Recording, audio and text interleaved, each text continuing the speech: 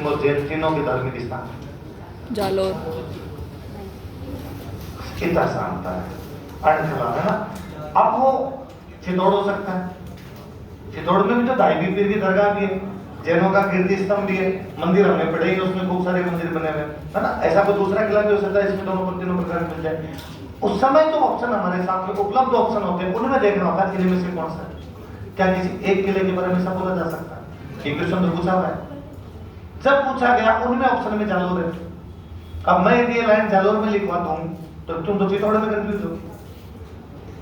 हमेशा होता क्या है, क्वेश्चन पेपर बनाने वाला थोड़ी सी चीजों को घुमा देता है, और घुमाता क्या, वो पूछता तो सीधा सीधा ही है, नोट्स की लाइन नहीं पूछता। आपको लगता है जब तक ये नहीं लिखेगा ना जैन कीर्ति स्तंभ, मलिक शाह की दरगाह तथा जोग माया का मंदिर कहां स्थित है, तब तक हम जालोर करेंगे। अब उसने क्वेश्चन वो पूछ लिया कि इसके अंदर हिंदू मुस्लिम और जैन तीनों के धार्मिक स्थान है, उसके लिए का नाम बताइए। स्टूडेंट कहता है अब नोट्स में से नहीं आ रहे। आजकल आरपीसी उत्तर पश्चिम दिशा की तरफ लगातार बढ़ती जा रही है और दिल्ली की रायसीना हिल्स के पास पहुंचने वाली है, यूपीसी को टच कर चुकी है।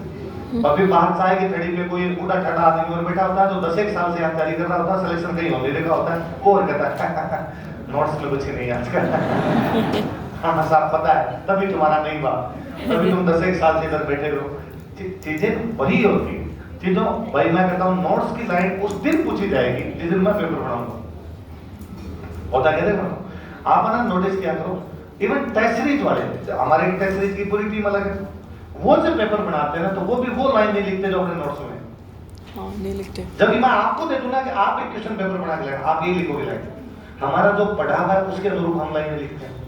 आपने ये पढ़ा ये लिखोगे, मेरा ये पढ़ा मैं ये लिखूंगा।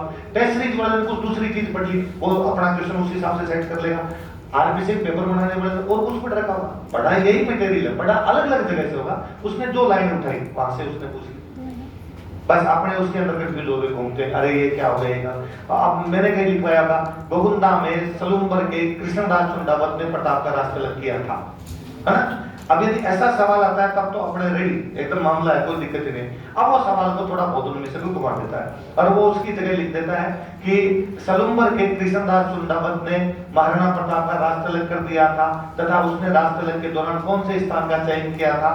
फिर अपना लगता है चयन का तो बताएंगे, गोगुंदा में किया था चयन, और क्या था क्या गोगुंदा लेते के बाद वो की वो होती है। इसलिए मैं हमेशा कहता रहता हूँ जब भी कोई टॉपिक पढ़ा जाए तो उसके पुराने पेपर देख ली जाए। पुराने पेपर देखने से हमें ये समझ में आता है कि हम जो पढ़ते हैं और जो पूछते हैं उनके बीच में किस प्रकार का तारतम्य है। क्या वो एक्जेक्टली वैसा का वैसा है, एक्जेक्टली वैसा वैसा नहीं, तो कैसे थोड़ा सा उसको घुमा के पूछा जा रहा है वो चीज है। बाकी चीज यही होती है कि भाई मैं नोट, क्या कभी ऐसा हो सकता है कि नोट्स पढ़े कुछ और सिलेबस है कुछ और। सिलेबस में लिखा हुआ राजस्थान के किले यही है, आरपीसी भी राजस्थान के किले पूछेगी, महाराष्ट्र कितने पूछेगी, ये थोड़ी अपने राजस्थान के लिए पूछे आरपीसी का महाराष्ट्र के पूछ लूं, ये कि वो पूछेगी, बस वो इसकी लैंग्वेज थोड़ी बहुत टिल्ट कर लेती है, इधर का इधर कर लेती है। तुम्हारे साथ दूसरी समस्या ये है कि तुम्हारे में से किसी का भी साहित्य और अखबार दोनों नहीं पढ़े होते। ये जो तुम्हारी भाषा पे कमांड नहीं है, और भाषा नहीं आती ना इसलिए दिक्कत आती है। जब भाषा नहीं आती बाद में जब भाषा घुमा दी जाती है ना थोड़ी सी, तब स्टूडेंट लगता है ये तो क्या ही पूछ लिया गया मेरे से।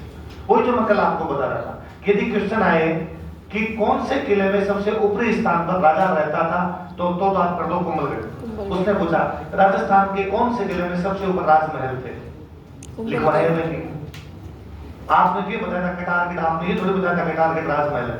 अरे मैं लिखवाया इसमें कुंभा रहता था, तो ये लिखवाया कुंभा रहता था, ये थोड़ी लिखवाया राजमहल है। कुंभा कौन था? राजा। राजा महल में रहता हो क्या करेगा? ऐसे तो कहलाएगा सर, पर ऐसे नहीं था ना। इतना सा फर्क है, इसलिए थोड़ा सा साहित्य वाहित्य पढ़ने की हैबिट डालोगे, जब भाषा पे कमांड आ जाएगी, भाषा पे कमांड आ जाएगी तो 5-7 सवाल जो इजी होते हैं अपने गलत हो जाते हैं, वो सवाल सही हो जाता है और कोई फर्क नहीं पड़ता। 4 स्टेटमेंट दे रखे हैं किसी ने में। एक स्टेटमेंट दे रखा है कि रणकपुर के जैन मंदिरों के अंदर नारी की आकृतियों का चित्रण किया गया। एक स्टेटमेंट दिया गया है कि रणकपुर के जैन मंदिरों में नारी की दुर्बल आकृतियों का चित्रण किया गया। सेम स्टेटमेंट था ना, एक ही उसमें एक स्टेटमेंट दिया हुआ है कि रणकपुर के जैन मंदिरों के मूर्तियों पर गुजरात का प्रभाव दिखाई देता है। एक दिया हुआ है कि रणकपुर के जैन मंदिरों के चित्रों में या मूर्तियों में हथियारों का चित्रण किया गया।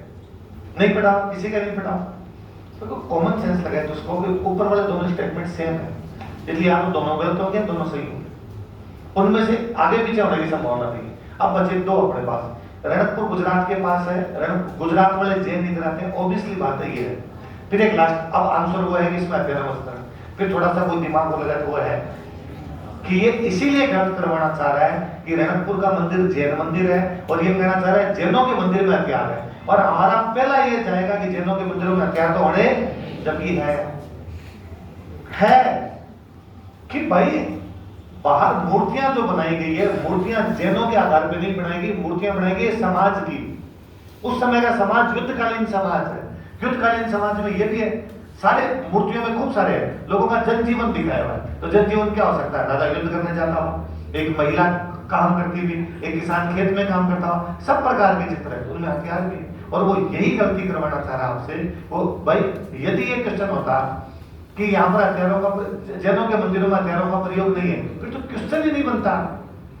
वो तो आम आदमी सोच ही रहा है कि जैनों के मंदिरों में हथियार कहां से हो सकते हैं, तभी तो क्वेश्चन बना है।